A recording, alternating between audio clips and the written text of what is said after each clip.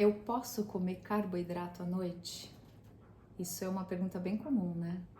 É uma dúvida muito comum. E como o carboidrato aí virou meio que um vilão, as pessoas têm medo de comer carboidrato de forma geral e à noite especialmente, porque associar carboidrato e comer carboidrato à noite eu vou engordar mais. Então, vamos pensar o seguinte: o carboidrato, não vamos falar de carboidrato, eu quero falar de glicose. A glicose é a menor unidade de um carboidrato. E tem vídeo aqui que fala sobre a estrutura do carboidrato, tá? Mas aqui eu não vou falar da estrutura. Então, os tecidos do meu corpo, do seu, do corpo de todo mundo, precisam de glicose para funcionar. A glicose é o principal combustível das células do nosso corpo. Alguns tecidos não conseguem utilizar outro nutriente que não seja a glicose, e outros conseguem se adaptar para transformar, por exemplo, proteína, né, aminoácidos, em glicose para daí se alimentar. Mas tem tecidos que não fazem isso. O cérebro é um tecido que ele só teria condição de usar outra fonte energética que não seja a glicose depois de 3 dias aproximadamente, sem que o corpo recebesse uma gotinha de glicose. Então, no estado assim, por exemplo, de jejum, quando passa de 3 dias, aí sim o cérebro tem até a necessidade de se adaptar para conseguir combustível de outra forma. Mas isso não é a realidade da maioria de nós, né? De que temos saúde, isso a gente vai ter um jejum induzido ou um jejum por alguma doença. E às vezes, assim, uma pessoa que está hospitalizada, por exemplo, ela não necessariamente fica em jejum, ela pode não estar recebendo alimento pela boca, mas ela está recebendo um soro que tem glicose ou está recebendo uma nutrição pela veia, tá? Os casos de jejum mesmo, ou eles são provocados por alguma prática ou é por total privação de alimento. Mas não é nesse caso que a gente vai falar. Nós vamos falar então do que acontece quando me falta glicose. Então, eu falei que o cérebro precisa de glicose para se alimentar. E eu, assim, ou pulo uma refeição, que é uma coisa bem comum de acontecer, ou eu resolvo comer numa refeição algo que, assim, não tem um teor significativo.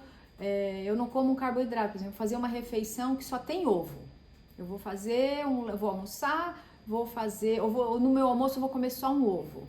Não tenho nenhum carboidrato ali envolvido, né? Tomei o café da manhã, almoço um ovo e depois vou jantar 5 horas depois. Um cenário, não sei se é muito comum, mas que é possível de acontecer.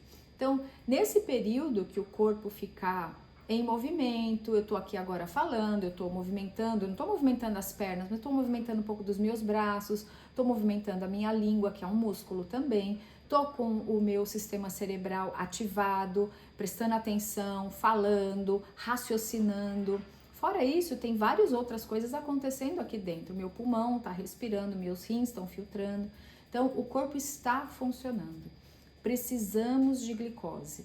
Então, eu naquele exemplo, pulei uma refeição ou consumi um alimento que é zero carboidrato.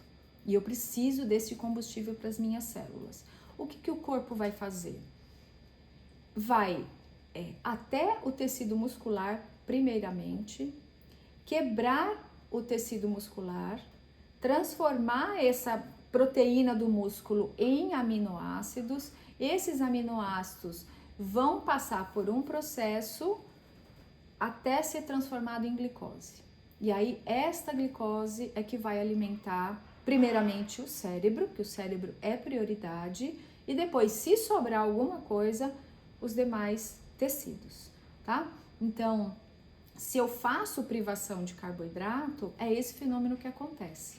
E no período da noite, eu jantei, aí eu vou assim, jantei 7h30 da noite, vou dormir 10 horas da noite. Então, das 7h30 até as 10, eu tive alguma atividade muscular, eventualmente eu andei pela casa, eu lavei uma louça, eu fui ler alguma coisa, fui ver televisão. Eu posso estar com o meu corpo em mais ou menos movimento, com uma atividade cerebral maior ou menor. Mas o fato é que assim, eu não jantei e fui dormir. Eu jantei, fiz algumas atividades e fui deitar. Quando a gente dorme, o corpo, a musculatura em geral tende a permanecer mais quietinha. Às vezes eu me viro na cama, então um músculo ou outro desses músculos da perna, dos braços, das costas, da cintura, esse músculo que a gente contrai voluntariamente aí pensando para poder se acomodar. Mas todo o resto está funcionando. Como eu dei exemplo agora há pouco, o pulmão, os rins, o cérebro, o coração está batendo, tá tudo funcionando ali. E esses órgãos todos têm células e essas células precisam funcionar. E essas células precisam de carboidrato. Então, eu jantei, vamos supor que eu jantei arroz, feijão, verdura e legume. E comi um pedacinho de fruta de sobremesa.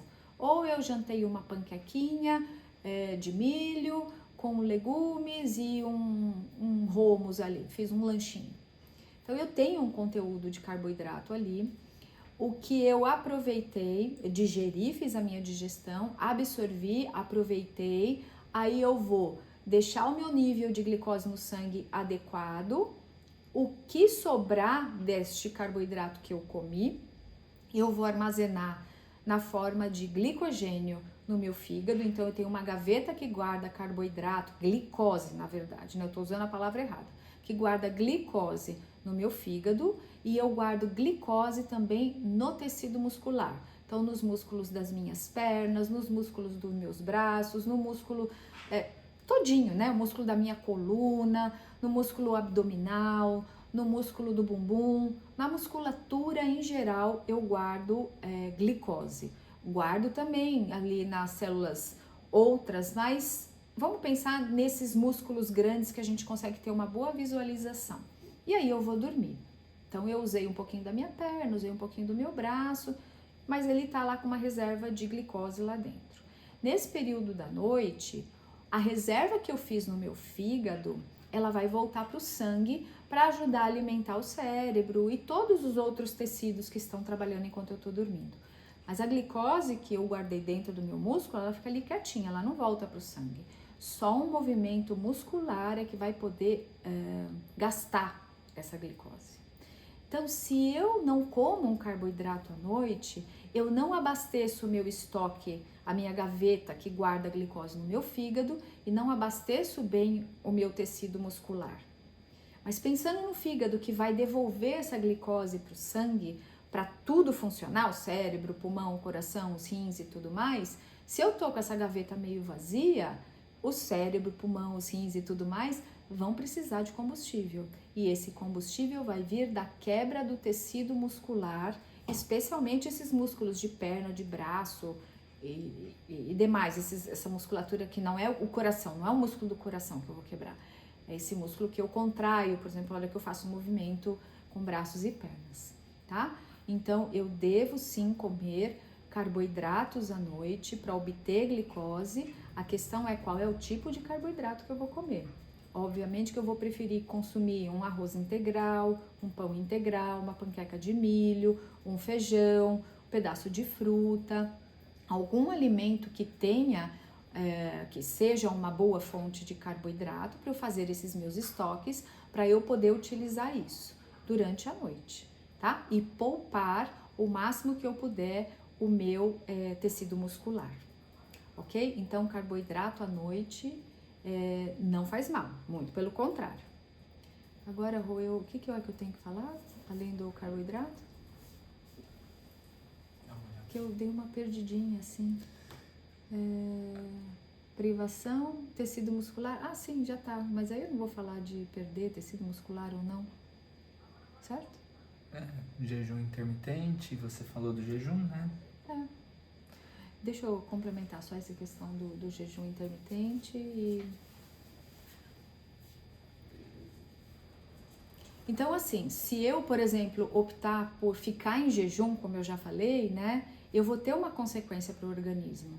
Aí existem aí dietas da moda, fazendo privação de carboidrato de algum grau, né, ou low carb, ou até no jejum intermitente, não existe a privação do consumo de carboidrato, mas é bem polêmico e bem controverso essa história de ficar em jejum por um X período e depois você consome uma quantidade de alimento. A partir de que momento eu estou de fato em jejum, né? Da hora que eu parei de comer? Não, da hora que eu terminei de digerir e de absorver esse alimento. Então, às vezes, quando a pessoa faz jejum intermitente, ela come um volume de alimento muito maior do que talvez se ela distribuísse ao longo das refeições. Mas enfim, esse é um assunto diferente do propósito aqui, é só para exemplificar.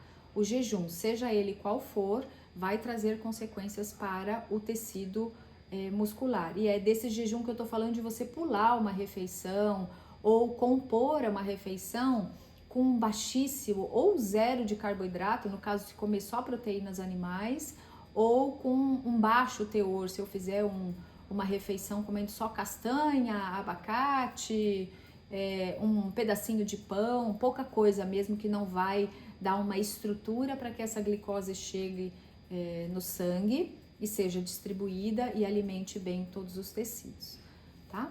Então, podemos sim comer carboidratos à noite, a gente precisa apenas escolher as melhores fontes.